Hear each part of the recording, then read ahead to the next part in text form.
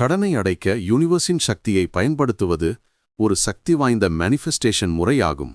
நீங்கள் இந்த நிதிச் சுதந்திரத்தை அடைய சில முக்கியமான படிகளை பின்பற்ற வேண்டும்.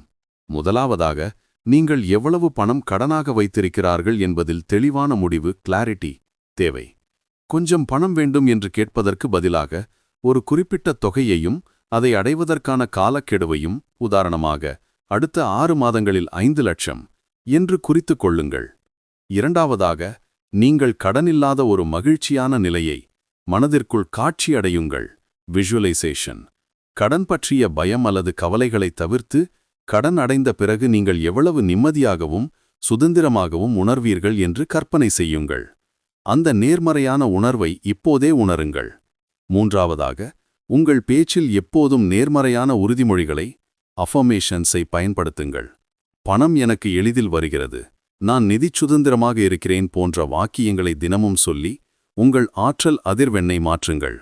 நான்காவதாக, நீங்கள் இப்போது அனுபவிக்கும் எல்லா நல்ல விஷயங்களுக்கும் நன்றி உணர்வுடன் இருங்கள். இந்த நன்றி உணர்வு இன்னும் அதிகமான நேர்மறையான விஷயங்களை உங்களிடம் ஈர்க்கும்.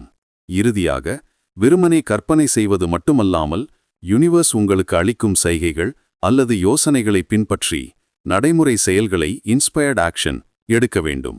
உதாரணமாக, பட்ஜெட் போடுவது, செலவுகளை குறைப்பது அல்லது கூடுதல் வருமான வழிகளை தேடுவது போன்ற செயல்களை மேற்கொள்வதன் மூலம் மேனிஃபெஸ்டேஷனை செயலுடன் இணைத்து உங்கள் கடனில்லாத இலக்கை விரைவாக அடையலாம்.